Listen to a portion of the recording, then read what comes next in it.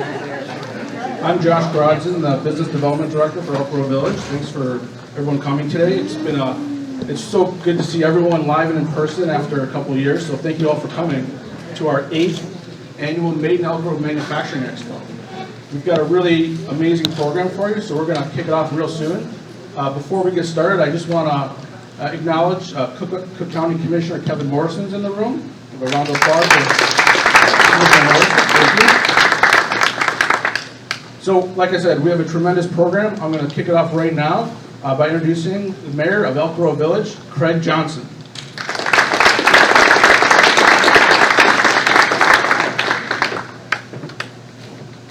Got to take my tie back out. Sorry about that. You know what taught me that? I was mayor about 6 months, and John Stroger, not sure if you remember him, he was Cook County Board President. Kevin may not have been born yet, but he was Cook County Board President, and went to lunch with him down at the Union League Club. He used to like to have lunch there. And like I say, that's 25 years ago. I was a kid myself, and I go down there, and very nice. It's funny because we want to have a meeting with him, and Ray Romo's predecessor, Gary Perrin, was the village manager. And so we set up a lunch. We go down there. We walk in, and President Stroger's standing there. He's got like 5 staff members with him, and introduce all the pledges. We go, let's go have a seat. So we go and sit down, and at this big table, bigger than these, and all of his staff, me, Gary, and then President Stroger and his staff sat there. And so first thing Mr. Stroger says is, well, what can we do for you? I said, absolutely nothing. He goes, wait a minute. Why do we have a lunch? Why do you want to meet with me? I said, I just want to introduce myself to you. Elk Grove is the biggest business park you have in Cook County. It's actually in the whole country. We just want to get to know each other. He sits back. He smiles. He goes, great. You, go. And we just sat around and talked. It was so refreshing. But the one thing he did teach me, he said, Mayor, if I can teach you one thing today, when you sit down to eat, because you're going to have a lot of meals in your position as mayor, take the tie and tuck it in. That's why we call it the Stroger tuck here in Elk Grove. He said, because I can tell you this, I went through so many ties my first 4 or 5 years in office, my wife said we can't afford it. Either you go tieless or you tuck it in. So everyone learns something. So from now on, I expect everyone to do the Stroger tuck when they come to Elk Grove. So with that said, Josh is right. Thank you for being here today.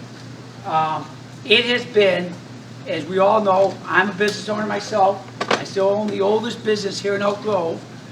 It's been very difficult these past couple years. But we are seeing the light at the end of the tunnel. We are seeing better days are ahead. And part of the reason we're seeing better days is because of all of you folks here today. You've stuck it out. You've gone through the times. I'm sure all of you, just like me, had to go through, fill out those PPP forms to get the assistance to help us through the times. Pain, I know, big pain, but it was there for us, and it did help us. That shows you how government can work with us. Not always. I know we have trouble sometimes in government. We do too in my business, but we all work together to get through it. So I want to thank you. I know the crowd's a little smaller than usual because people are still nervous, but I want to thank all of you folks because you're here today, you're committed to Elk Grove, and you're committed to making Elk Grove a better community for all of us. And I thank you from the bottom of our hearts for everything you've done. And so today we got something special. And today we have a person that I think kind of epitomizes Elk Grove Village. In Elk Grove, we always strive to be beyond business friendly. We always strive to be the best. And we think outside the box. Remember, we talked about a couple years ago, the Bahamas Bowl. What town ever sponsored a bowl game before? Didn't happen. Did we get a lot of shots? Yeah, we did. But you know what? Everyone goes down Bussy Road right now. What do you see? You see Love's Fueling Station. That new prototype they opened. What's that mean for Elk Grove? It means $1 million a year in gas tax to Elk Grove. So thinking outside the box makes a difference. And you folks in business know that. Every day you're thinking of ways to make your business more successful, better off. Well, we highlight that. We believe we are the best. And I think we back it up. Well, today I've got something special for you.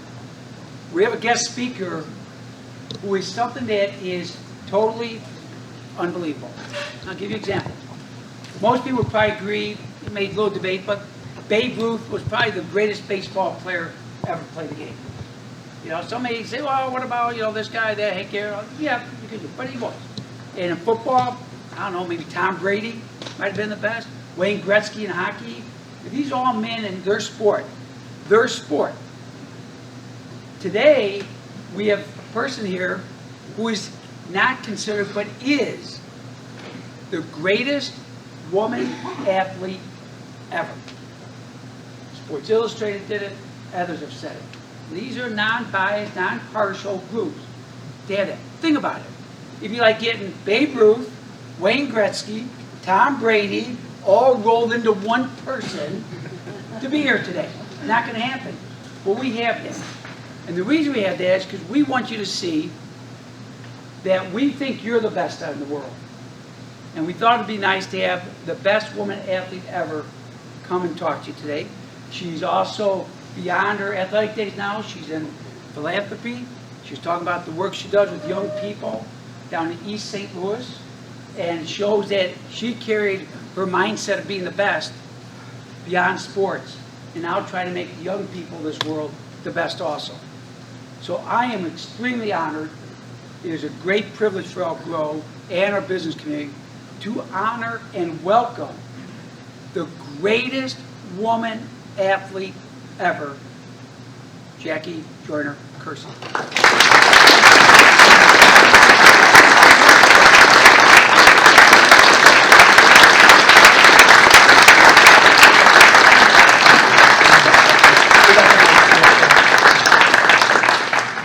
And no, I'm not going to race her out in the parking lot after we're done here. Appreciate it. Thank you so much. But yeah, I think I'm going to come back down.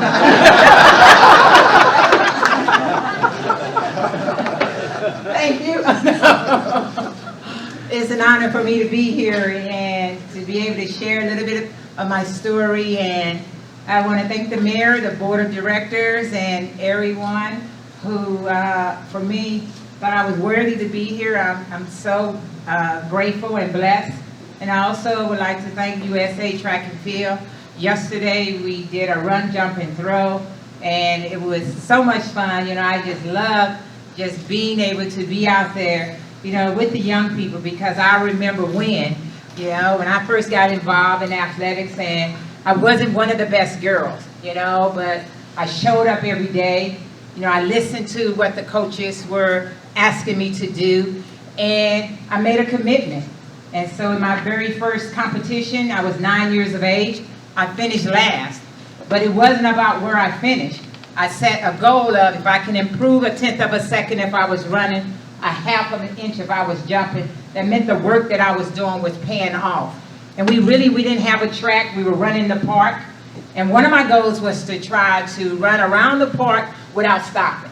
And I thought I could do that with ease, but it took me a long time to be able to get around that park without stopping. So I just started loving it. I came through a community center, and eventually, by the time I turned 14, I saw the 76 Olympic Games on television. I saw, at that time, they would put the university, and they had UCLA.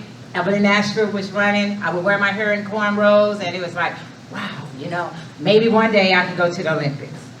Went to the coaches, and they said I had the ability and the potential, and I'm like, I just want to be on TV, So I thought if I go to the Olympics, I could be on television, but they say you have to continue to work hard.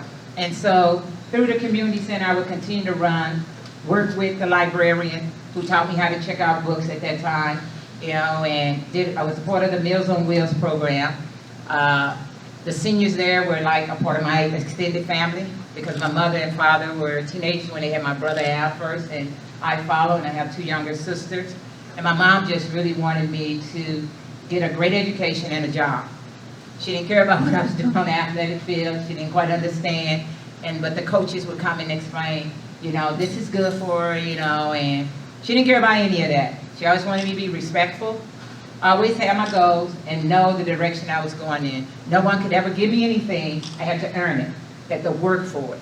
And even when I struggled, I had to figure out how to get through the struggle to achieve the goal that I had set for myself. And so by the time I get a scholarship to UCLA in basketball, my freshman year, unfortunately, things happen and I'm diagnosed as an asthmatic. So I started thinking I'm going to, lose my scholarship. I'm thinking, I was just good in Illinois. I wasn't good. Now I'm not good in California. I'm rushing to the restroom a lot, trying to catch my breath because I don't know what's going on. But never did I doubt that me making an Olympic team would never come to pass. It was always trying to do what I could control and not worry about the things I could not. And at the same time, months later, my basketball season is going well, and I get the call, unexpectedly lose my mother to the worst form of meningitis. And so now I'm a freshman in school, and I'm so far away from home, and I had to travel back, to St. Louis, then drive over to East St. Louis, go to the hospital, and being the oldest girl, I had to make a decision to take my mother off, I call it the breathing machine. And my brother and my two sisters, and we rally around one another, and my dad was there as well.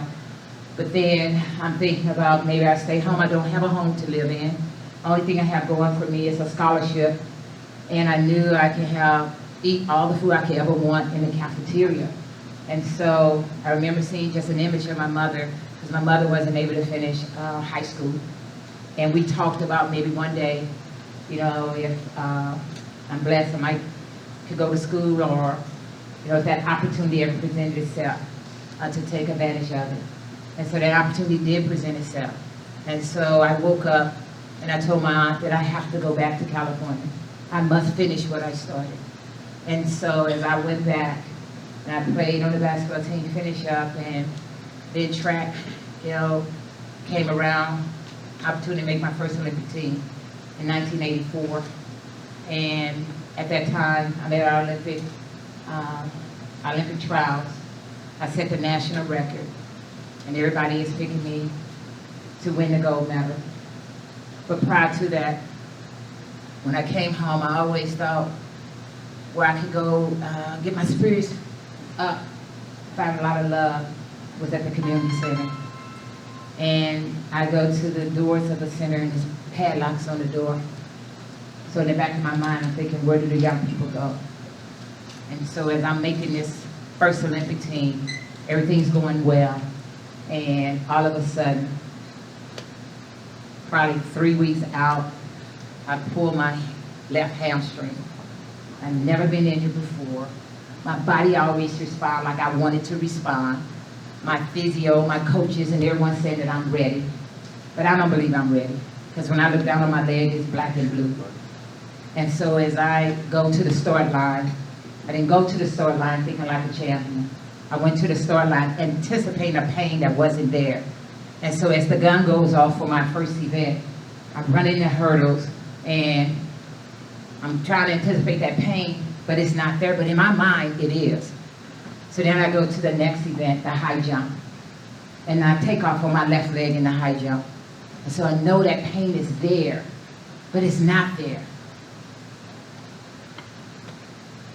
Go to the next event, the shot put. It's 4 kilos, about roughly right at 9 pounds. I'm not good at that. So anyway, I had to toss it. It went and landed.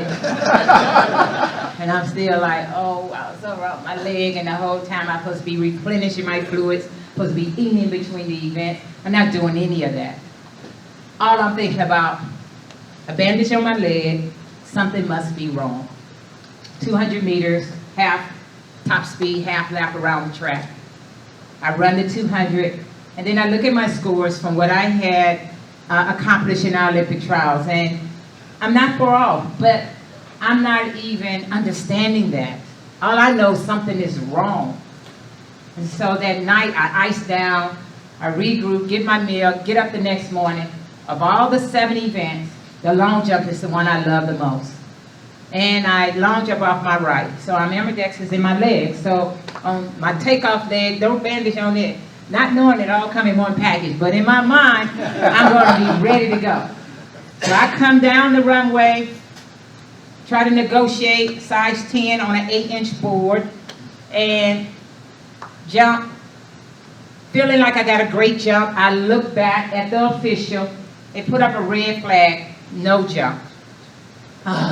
So now I have to go and regroup. I'm ready though. Now I'm not thinking about this leg that's hefty bad. I'm ready to go. Because this is the event I love. You know, I love it so much, right? Come back down, look back, another red flag, no mark. So now I got 1 attempt. In order for me to continue in the competition, I must get a mark. So now I'm going to make sure I get a safe jump in. I end up getting a safe jump. I'm about 2 feet behind the board. At least when I look back, it's a white flag. But the distance was so disappointing for me because it was 20 feet, 8 inches, and at that time I'm a 22-footer. But at least I could still be in the competition. And so my coach at the time come out of the stands and remind me that heptathlon is the makeup of 7 events, not 1. So you need to wipe them tears, get ready, you got to throw the javelin, and eventually run the 800.